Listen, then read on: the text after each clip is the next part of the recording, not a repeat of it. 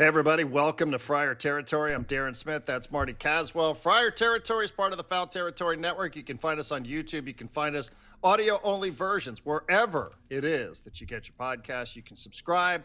You never know when we're going to drop new episodes. Sometimes we do it after the games. Sometimes we do them on off days. Sometimes we do them before the game. So you want to be in the loop, subscribe to Friar Territory. That way you will not miss one single episode. Today's one of our episodes where we're going to read some of your tweets. So we have put out the bat signal here. What would you like us to talk about? Because we cannot find new and creative ways to talk about the Padres offense. So we're going to ask you to assist in the show. If we can answer some of your questions, we're always happy to do so. So we're going to do that on today's episode of Friar Territory. Marty, how are you doing? I like it, Darren. Number one, I'm doing great. Thank you. Good to see you. I'm surprised I'm actually happy that you're here. I thought you would be in New York, Knicks Parade, joining me on Friar Territory from somewhere out there on Broadway. But good on you for being here. It looks like an absolute mess of a scene. I'm good. What's the name of the segment going to be? Do people call it like reading a tweet? Should we call it, is it reading an X? Is it the bird? How about this? Why would they do that?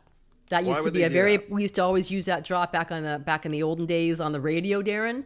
Why would they do that? To go ahead and channel the great Brian Windhorst. Why don't we call it, why would they do that for this segment? Like, why? Okay. Why? What's on your mind? Unload. Let's go. Could be a working title. Yeah, speaking of, I do have the parade on over my shoulder. So I think I made the right decision.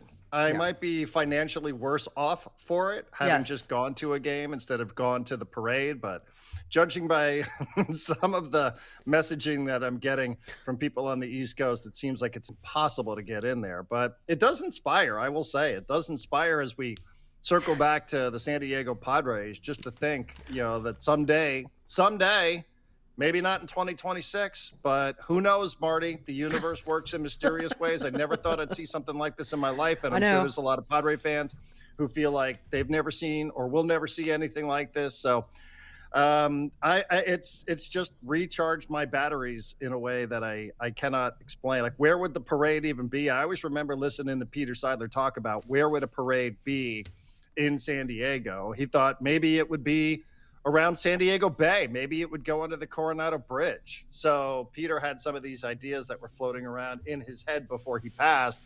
And obviously he's not going to get a chance to experience that should the day come. But he dared the dream, and someday perhaps the baseball gods will shine on the San Diego Padres. We talked a little bit yesterday, Marty. A couple quickies before we start getting to people's questions and commentary. And it was about what I expected.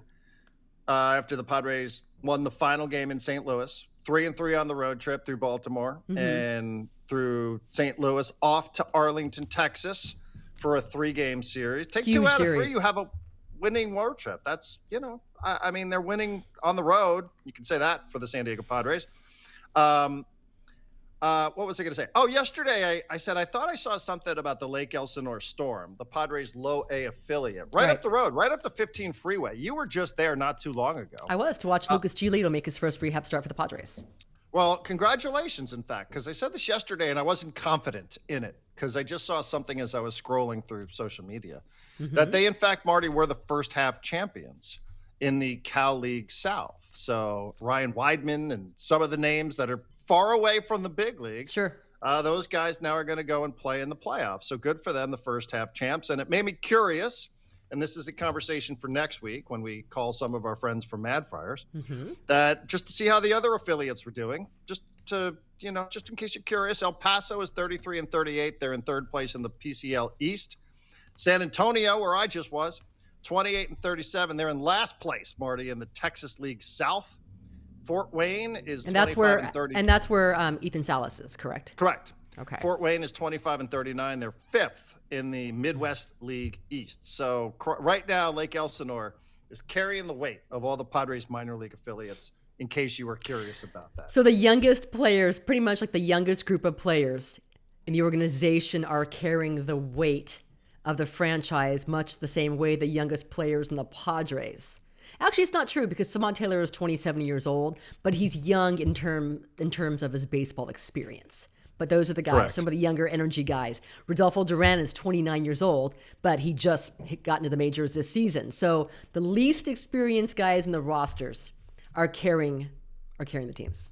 Is that what you're saying? And if you're somebody that lives in North County, San Diego, and you want to go watch a team that, I guess looks like it's playing really, really well, go out there and watch the Lake Elsinore Storm. I mean, if you want to watch these guys, territory. Yeah. Right, go out and you want to watch them. them before they're traded. I know.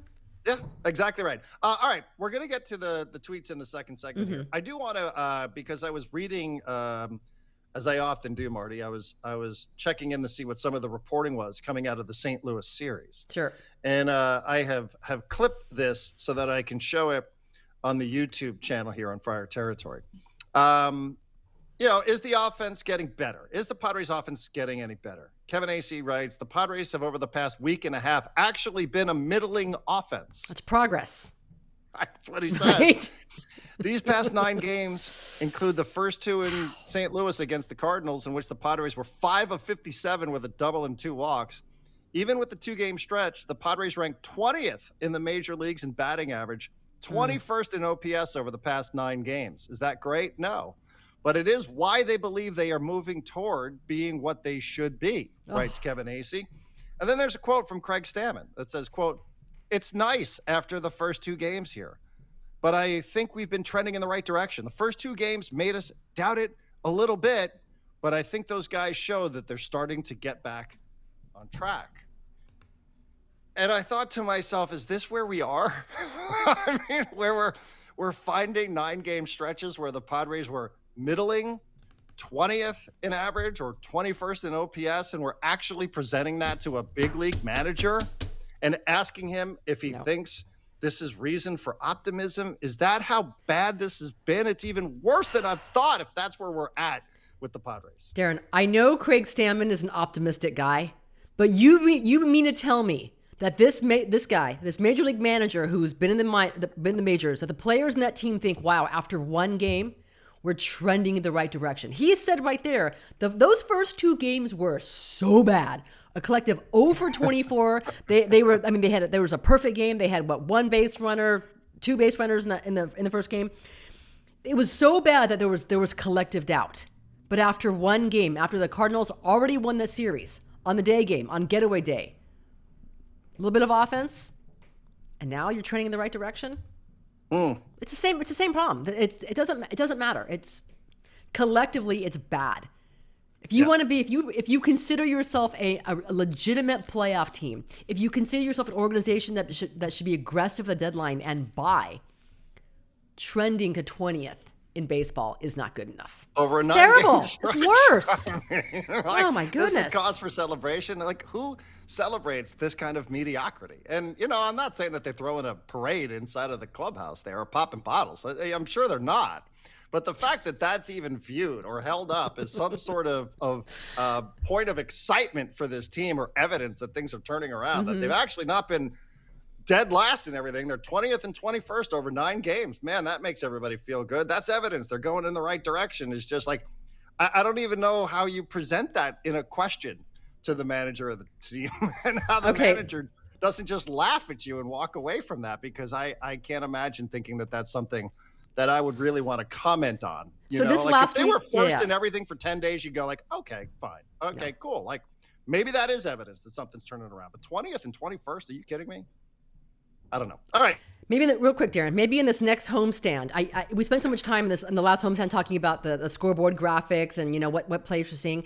Maybe now instead of the Padres doing like the season stats, they should just display what that player has done over the past 9 games. Yes. I guess so. Your tweets when we return.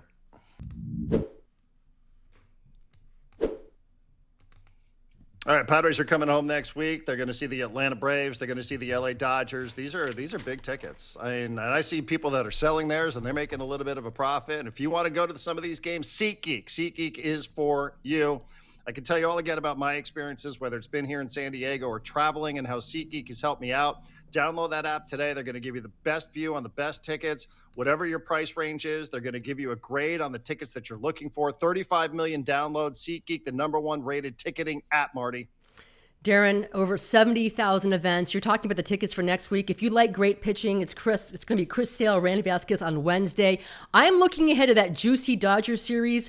Roki Sasaki, who spurned the Padres, is going against former Dodger Walker Buehler on Friday. How juicy is that? If you don't like that pitching matchup, then you can take a look at Yamamoto on Saturday. If you want tickets for that series, go to SeatGeek. Hot tickets, baby. And they got your back. Each ticket rated on a scale of 1 to 10. It makes it so helpful, especially if you've never been to the venue that you're going to go watch this game. Every ticket is backed by the buyer guarantee as well, which gives you good peace of mind. And of course, we have a code for you guys, Territory 10, that gives you 10% off your next set of MLB tickets at SeatGeek. Now, click the link. It's in the description. You can see it right there. Download the app. Have that code automatically added to your account, and that way you'll get 10% off your next order. Thank you very much, SeatGeek.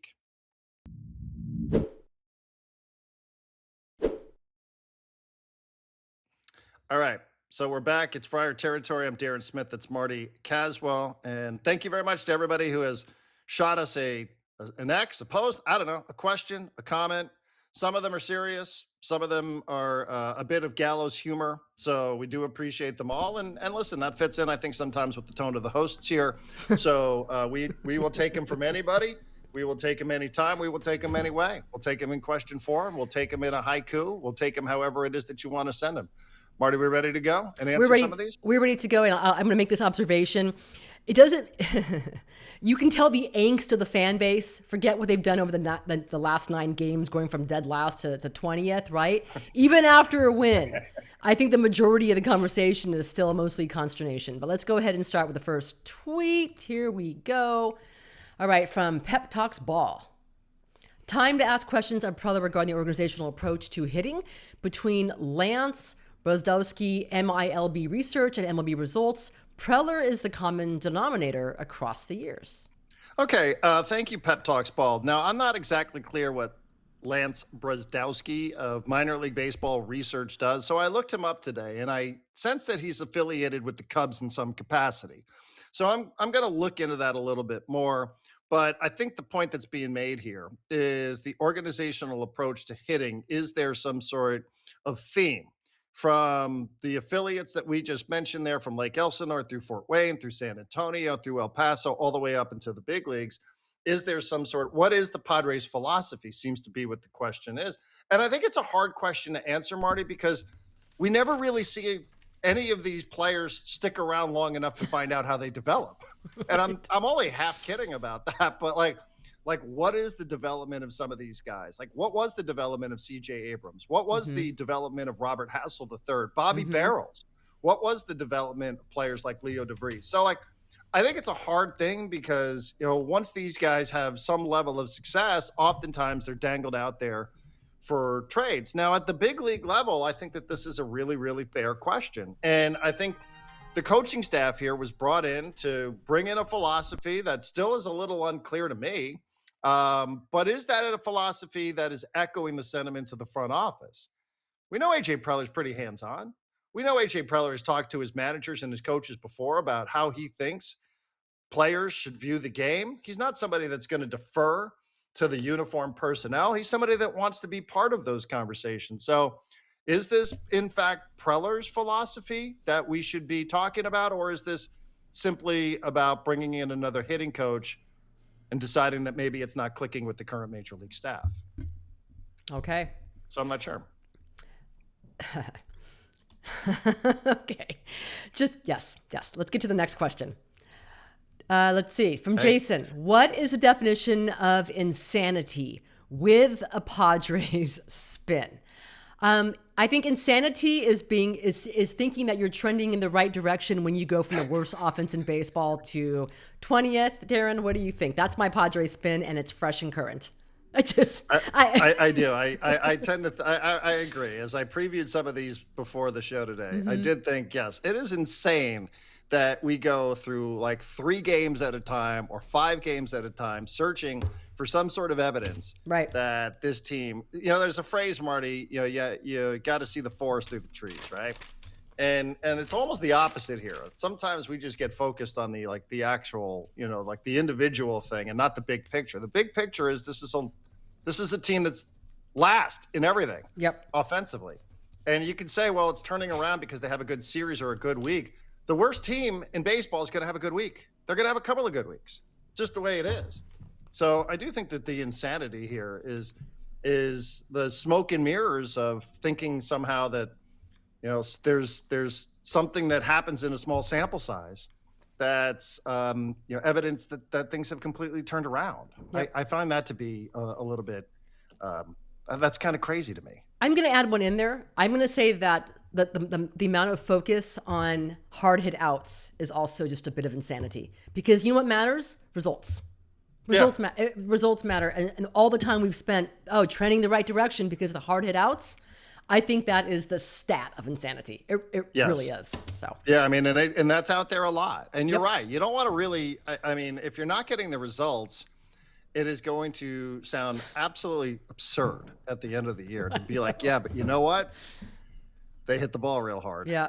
Right? Like, this isn't that kind of league. This is a league of results. And last I checked, you don't get a trophy for hitting the ball hard. You just don't. So I think you're right about that. Those are some of the insane. And I think the other one is, just constantly believing that AJ Preller is going to toss every prospect out there in order to get a half a year rental for guys like Tarek Skubal. I also think that, there's a little bit of insanity behind that, because I just don't think he's going to do it if he doesn't believe that this team is going to, if it's not going to be better than it currently is. Okay, next tweet. What does the rest of the 2026 season look like for Crony? Does he push Tatis off second, platoon with Tatis, or become a backup? Now, Marty, there's another question in here. I don't know if we'll have time to get to it, which was asking the status of Jake Cronenworth. Yes, that would be from Scott Lewis of Voice of San Diego. Did Jake Cronenworth die? On that same note, is Camby buried next to him? Okay. And right. I do not. How do you want to handle this? Okay. In what order, Marty, would you like to handle these? Okay, I can tell you from firsthand observation and knowledge that Jake Cronenworth did not die.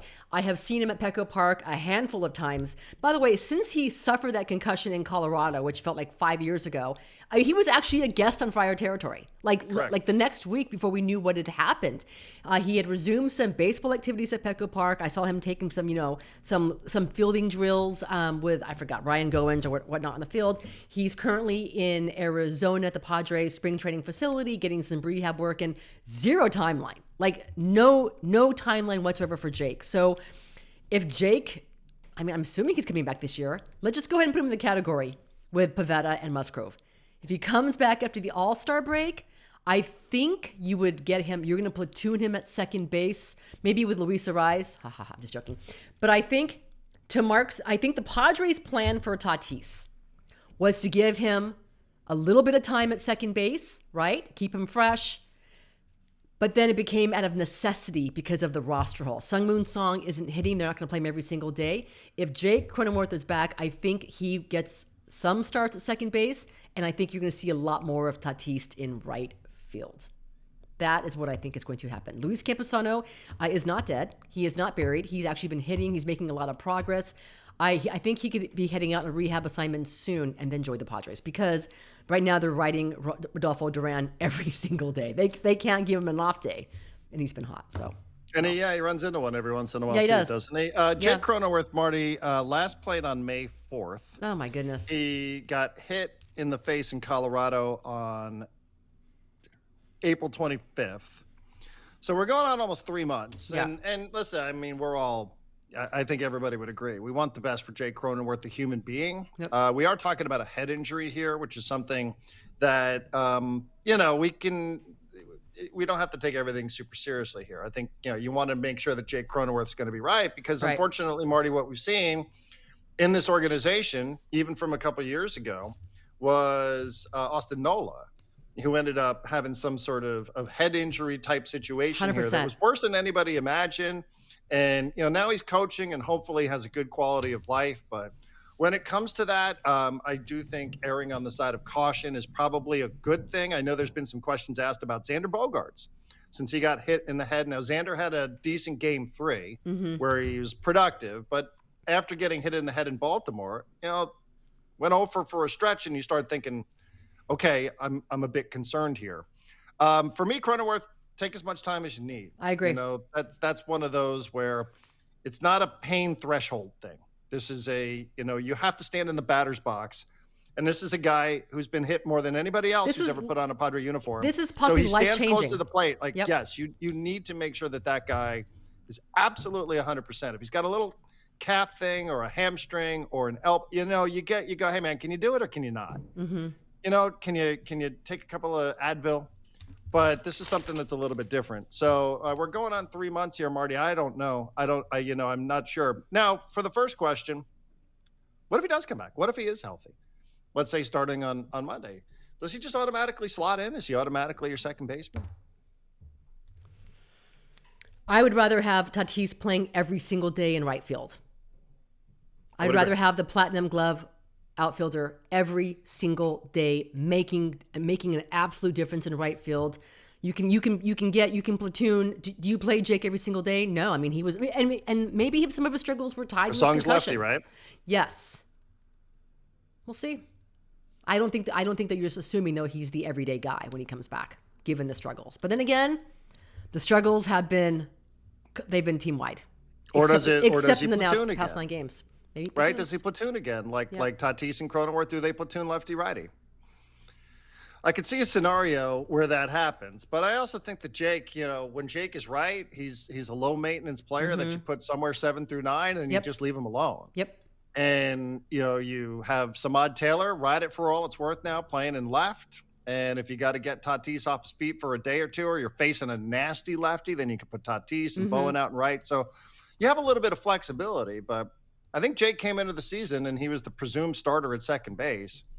I don't think that has necessarily changed just because he's missed almost 3 months. But I just want to see the guy get back and healthy because, I think he's a bit of a glue guy for this club. And obviously, as a human being, you'd like to see him return. Now, Camposano, like you said, I'm glad that he is not buried next to Jake Cronenworth as well. All right, we're going to hustle up through a couple more. All right, Yappin' Pods. With the Padres needing more offense, is there a possibility of a Luis Arraez Padres reunion? I personally would want him back, but IDK. Do you know what that means, Darren? IDK? I don't know. How everyone else would feel about it. Well, the Giants, by the way, they just swept the best team in baseball, the Atlanta Braves. The Giants, who just announced pretty much everyone is for sale. Come take a look, see what you like, make me an offer. The Giants just swept the Atlanta Braves. I think Luis Arraez is owed about, $12 million left for this year. Would he be a good fit for the Padres? Yes. He would be right now. He'd be leading in OPS. He would be their best hitter. We keep talking about the spark plug of Samad Taylor, and Luis Arraez is a spark plug. He is an influence in that clubhouse. So I think he would be welcome back. To play second base? Does that make sense? I would play him every single day at second base. I mean, he made it clear. Now we've compounded our problem from the previous question. No. Again, that's the perfect problem. You keep Luis Arraez every day at second base. You do not move him to first base. He did it. He wasn't happy there. He's made it clear that one reason why he's so productive, he's a second baseman. That's where he wants to be. Tatis in right field, and then perhaps, assuming you have Jake back, maybe more of a platoon role. But yes, then would he make this? France yes. at first, France and Cronenworth? Yes. 100%. Anything is always possible, and I'll never be shocked to be surprised. It's the Padres motto. So, like you said, the for sale sign is out front of Oracle Park. So crazier things have happened, Marty. Crazier things that happen. And I do think he was a pretty well-liked player inside of the clubhouse. He was. I would agree. Are we going to another one, or are we? Let's do one more. I think we have time for one more. Here we go. Okay. From Gwinning619. That's a great handle. Which of the Seidler era extensions will be the worst decision made looking back in 5 years? Do we even need to go 5 years before we answer that question, or do we know now what it is? Well, actually, let's discuss which one of these we're talking about. Now, Darvish did this organization, it would appear, a huge favor. Right. So Darvish would be in that category. Joe Musgrove would be in that category. Okay. Fernando Tatis Jr. would be in that category. Okay. Manny Machado would be in that category. Sandy Yep. Bogarts would be in that category. But he wasn't. Jake But he Cronenworth wasn't would- an extension though. He wasn't But- an extension. Jake Cronenworth would be in that category. Right. But okay, Jake is what he's averaging. What, maybe 12 a year for Cronenworth? I'm going to say. Going to say it's Manny Machado. I'd have to agree. 8 years left. 8 years left. 34 years old. He'll be 34. What, in like 2 weeks? I think. Although 8 I do years. think Marty, and you know how much this is a Musgrove house here, but depending on how the rest of the season unfolds, I think you start maybe looking at that one a little differently, depending on the way the rest of the regular season unfolds. Now, to me, anytime you give somebody a 9-figure contract, you're always gonna, especially a pitcher, you're gonna say, hey, I'd be willing to say like this guy's gonna go through some sort of serious arm injury. That's the trade-off because I believe so much in the person and the pitcher, right? But, now going on a second season with this, and it's circumstantial, obviously, but I think you'd have to at least look at that one a little bit longer, depending on the way the rest of the regular season. I said a couple episodes ago, I do not believe that Manny Machado is done. I just do not believe that yet. But, man, there's a lot of analysis out there about what's going on with him, his swing, tinkering with it during the offseason, et cetera. So I think you said it at the time, like this one is going to age poorly. So, I think that even the biggest Manny Machado fan on planet Earth admitted, that one's not going to age well. It just was a question of when it was going to age. And hopefully it has not started aging poorly yet. All right. We'll be back. Final segment to go on Friar Territory coming up next.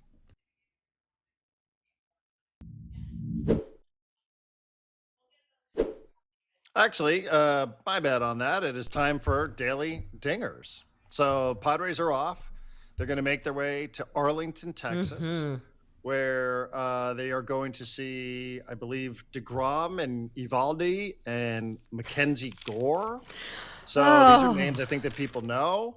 And will the Padres, I guess we can keep this to the Padres with Daily Dingers to find out who amongst them might actually hit a home run. Jackson Merrill squeezed one in there in the 9th inning against the St. Louis Cardinals. So He did. His 8th home run of the year. I think this is considered a pretty decent hitter's park, if I'm not mistaken, in Arlington, Texas, although I might be mistaken about that. But, Marty, either way, as we're searching high and low for who's going to homer for the Padres, just know this. The MLB season's in full swing. FanDuel is going to give you a chance. Call your shot with Daily Dingers. Joining the action's easy. What you have to do is make a free pick who's going to hit a home run in the game. If you're right, get a profit boost to use for your next bet for a chance at extra winnings. Another reason why FanDuel is the home of home runs. Who's going to stay hot? Do we have a Texan somewhere in the lineup that might be inspired playing in front of his friends and family somewhere in the Lone Star State? A Texan. See, I was going to go with somebody from the Rangers, Darren. All this talk that we have on the Padres catching situation, right? Rodolfo Duran, who, by the way, has 3 home runs, like half of his extra base hits, half of its hits since being called up on May 7th are home runs and doubles. But I'm going to go with a former Padres catcher. Here's my Daily Dinger. Either Kyle Higashioka or Elias Diaz, who Padres fans couldn't wait to run out of town, will homer against a Padres pitcher. Now, you may not want to hear that, and I think Higashioka, when the Rangers came to Petco Park last season, was a bit of a Padres killer because that's what former Padres do.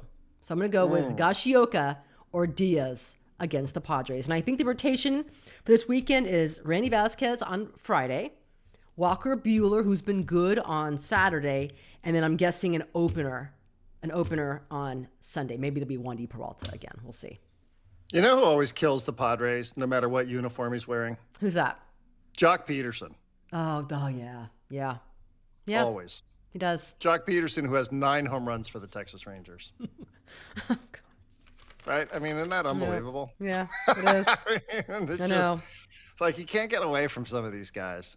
Some of these Padre killers, like you said. Higashioka's got 5 jacks so far on the year. Diaz has yet to hit a homer, Marty. But to your point, if he's going to get his first of the year, sort of know the way this works. So I will say just a bit out of history here. I will throw Jock Peterson out there since we're just going to go with the enemy side of it all. But I also could see Manny homering against Mackenzie Gore. Okay. And that was really one of the great moments over the last couple of years was watching what it was that Manny did in that game against the Washington Nationals. So anyway, head over to FanDuel.com/podcast. to get started. FanDuel.com/podcast. Opt in. Daily Dingers make your free pick. Who's going to hit a homer? Play ball, swing for the fences on FanDuel. No purchase necessary. Opt-in required. Bonus issued as non-withdrawable profit boost tokens. Restrictions apply, including any token expiration and max wager amount. See terms at sportsbook.fanduel.com. Gambling problem? Call or text 1-800-GAMBLER. All right, Marty, and that'll wrap it up. I know we had a couple of more tweets that we didn't get to. Somebody asked a question about, like, who even is going to make the decision on being a buyer or a seller? And I think it's a great question as to this state of limbo that the Padres find themselves in with ownership. Who determines if we're buyers or sellers at the deadline? With the ownership situation not being finalized, who exactly is Preller getting guidance from regarding what moves he can and cannot make? Seems we're in trade deadline limbo. This is from Patrick McBride. I would agree. And I would have to say, Marty, if I think there's one person who might be making a decision on this, it might be Eric Grupner. Yep. It might be Eric Grupner. I mean, not only because Eric Grupner does have some equity in the club, but by all reporting, he is going to remain whenever it is that the new owners are voted in. And we've seen him with them on more than one occasion. So I'm just going to take a flyer here and guess that Grupner is the go-between from current ownership, the Seidler family, to future ownership, Kwanzaa Jones, Jose Feliciano. He hosted them in Mexico City, right? And then when they came to Petco Park for the first time against the Dodgers series, I believe he was the one escorting them when Darren Tripp of NBC got that footage up into the suite. Or maybe it's John Seidler, because hasn't the reporting also indicated that he is going to hold on to a small stake of the Padres as well? I've seen him a handful of times at Petco Park. He still doesn't really talk to anybody, but perhaps it'll be John Seidler, who, by the way, one of his final biggest acts that we know of was to probably follow the wishes of Peter and extend AJ Preller in the spring. So maybe it's John too. I don't know. But the sooner the better. Just some closure, right? Get some direction. Open those purse strings. Let's go. Open the purse strings. Or don't, right? Or maybe it's a team not worth investing in. I think, again, that's why it feels like every one of these games huge. You know, for a regular season baseball game, you're like, come on, man. Like, we cannot be trying to, draw conclusions based on a day game. But, as we get closer and closer, I suppose you're searching for some sort of answer here. 38-35 for the Friars. They will take on the Texas Rangers, 3-game series. Then they'll return home against the Atlanta Braves and the Dodgers. What were you going to say? I was going to say, if I am AJ Preller and I want to go ahead and make my case of why we need to spend some money or why they need to spend some money, I'm taking AC's graphic on the Padres numbers of the past 9 games. Look at us, baby. We're up to 20. Imagine if we add player A and player B, we could be 12th. Look at this. We're going in the right direction. Over 9 games, we're 20th and 21st in some of these important categories in Major League Baseball. And what more evidence do you need that we should go out there and trade Ethan Salas for Tarek Skubal? Jeez. 20th and 21st over a 9-game stretch. Manager seems pretty content. All right. Thank you very much, everybody. Thank you for all the correspondence. We will see you next time here on Friar Territory.